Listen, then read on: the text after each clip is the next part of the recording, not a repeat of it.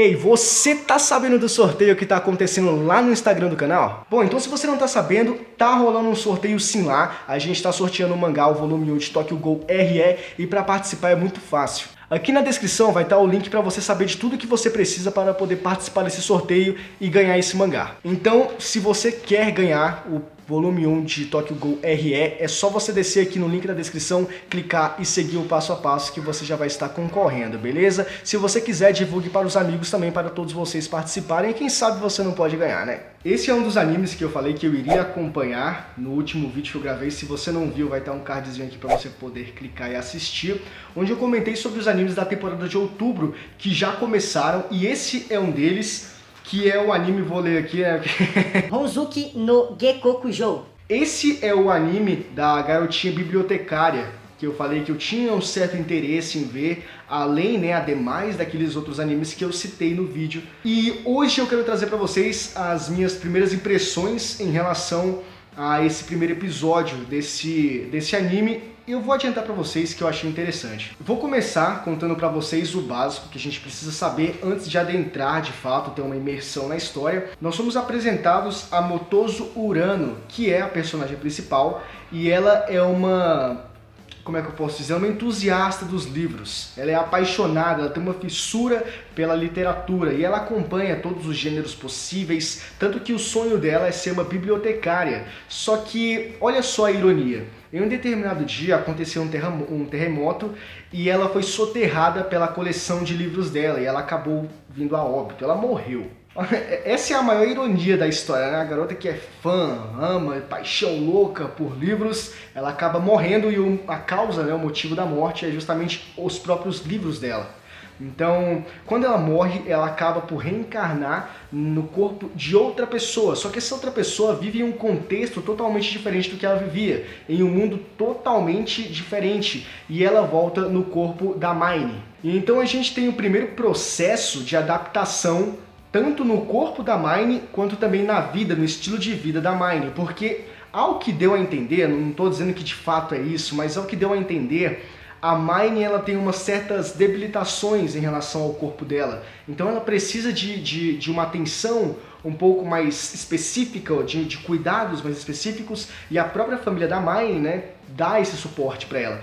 Então por que eu estou falando a própria família da Mine? Porque logo quando ela reencarna, quando ela percebe que ela voltou à vida, ela entende que não é mais ela mesma, mas é a mente dela no corpo de outra pessoa, só que ao mesmo tempo ela consegue absorver todo o contexto de vida da Mine. Então ela consegue entender quem é a irmã, quem é o pai, a mãe, ou melhor, ela consegue entender que aquela é a irmã, que aquele é o pai, que aquele é a mãe.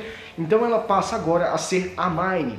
Então ela vê que tem umas dificuldades, tanto do corpo da Mine também, quanto no convívio, na vida, no mundo, no universo, no contexto geral que a Mine vive, e ela vê isso aos poucos, e ela vai percebendo isso, e essa adaptação que é interessante, porque a gente vê a personagem tentando entender o que aconteceu e tentando, de alguma forma, se situar de acordo com o que ela pode, como ela pode ali na situação que ela está. Isso é um ponto interessante e é assim que começa a desenvolver a história. E aí que eu comentei com vocês a questão do contexto geral, que é basicamente o retrocesso da civilização, a volta da era medieval, porque... como assim o contexto? Quer dizer que as coisas voltaram para trás e regrediram, não sei o que? Não necessariamente nesse sentido, mas no sentido de que aparentemente a ideia que eu tinha, pelo menos a ideia que eu tive, melhor dizendo, da Urano, da pessoa Urano, não da reencarnação Mine, mas da Urano, é que ela vivia em um mundo desenvolvido, em uma civilização mais tecnológica, entende? Pelo menos com mais recursos, que era possível ter mais acessibilidade. E aí quando ela reencarna na Mine, a gente volta para um período medieval, a gente vê o próprio termo medieval é citado no anime, se eu não estou equivocado, pela própria Mine. Então o que a gente percebe? Ela volta para uma era onde as coisas são mais inacessíveis, certas coisas, vamos dizer assim, e tem toda uma dificuldade. E vamos lá, o primeiro problema, ele acontece, né, ele tá locado justamente na paixão da Mine, na paixão que ela tem pelos livros, porque ela entende que nessa nova civilização, nesse mundo onde ela foi parar, não existem livros. Os livros não existem, então ela começa a cogitar a ideia de não existir um mecanismo de leitura, ou seja, de leitura e de escrita. As pessoas não sabem ler nem escrever, então a inclinação para não haver um livro é bem maior. E ela começa a pensar isso e ela logo dá de cara com a realidade quando ela fala: tem algum livro para me ler? E as pessoas falam: o que é livro? Eu nunca ouvi falar de livro. Então esse é o primeiro impasse que a Mine encontra, até ela avistar um livro que estava num expositor em uma lojinha de um mercadinho que ela foi fazer compras com a mãe dela. E ela acaba encontrando esse livro e ela fica abismada e ela fica eufórica ao mesmo tempo que fica surpresa, e aí ela percebe o que já era fato. A acessibilidade para livros e principalmente para a leitura é uma coisa direcionada apenas para o clero, é uma coisa que somente o alto escalão, a elite tem o domínio disso, então não é acessível para as pessoas que são ralé, vamos dizer assim, as pessoas que estão ali abaixo, né, na pirâmide de poder hegemônico e tudo isso. Então essa hierarquia ela é bem evidenciada nesse episódio e fica nítido que somente as pessoas mais com poderio, né, que poderia ser taxado como, sei lá, com mais inteligência, com mais sabedoria, né, que tem mais poder para ter acesso, que é diferente das pessoas que são mais pobres, que são as pessoas que vivem lá no reino, no condado do reino, essas coisas do tipo. Então, isso começa a ser um problema para ela, porque ela entende que talvez ela não vai conseguir encontrar um livro, não vai conseguir começar a colecionar os livros dela. É nesse momento, para finalizar o vídeo quase, e também para finalizar, que finalizou o episódio, que ela mostra o ímpeto do desejo dela, que ela tem pela literatura, onde ela externa com total convicção, absoluta certeza, que já que não existem livros, ela começará a fazer os próprios livros. Então ela vai começar a escrever histórias. Agora, que histórias, que tipo de histórias, se vão ser narrativas de pessoas lá da sociedade, se ela vai criar histórias da cabeça dela, eu não sei o que ela vai fazer. Eu só sei que ela decidiu que vai criar as próprias histórias, vai criar os próprios livros, e a partir disso ela vai ser uma literária, entendeu? Ela vai ser uma bibliotecária, porque ela vai colecionar os livros que ela mesma está escrevendo. E o interessante, eu acho que o interessante dessa história é a gente analisar como essas coisas vão acontecer e o reflexo dessas coisas, não somente na vida dela, mas também impactando a vida de outras pessoas, porque eu acho que é essa a ideia, e eu acho que é isso que vai acontecer.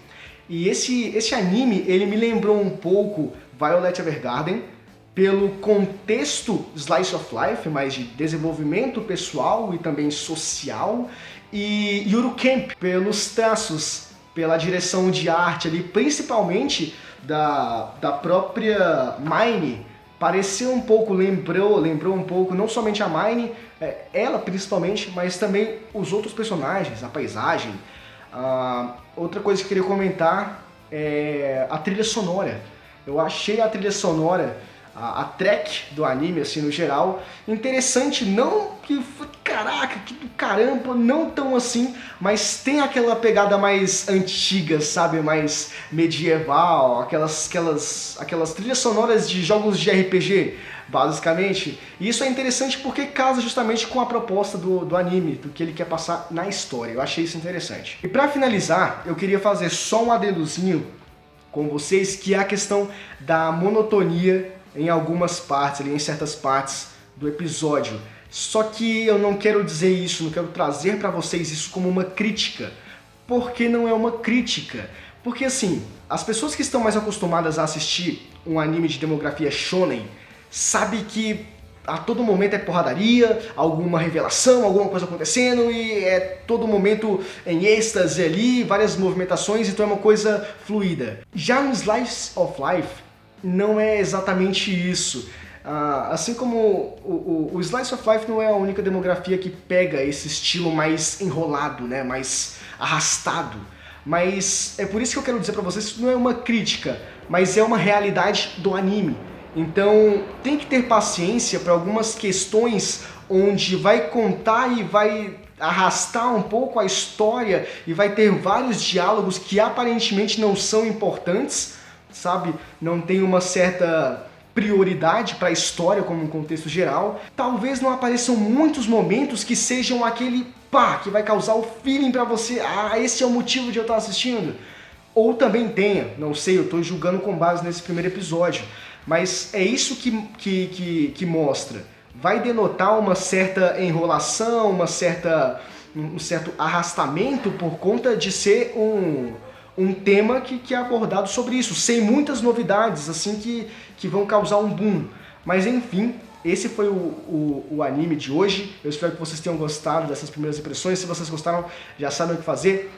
Deixa o like aqui no vídeo que é muito importante, eu vou saber que vocês gostaram, se inscrevam no canal e ativem o sininho das notificações para ficarem por dentro de todos os vídeos que eu enviar, beleza? A gente se vê no próximo vídeo, é nóis, valeu, falou, tchau!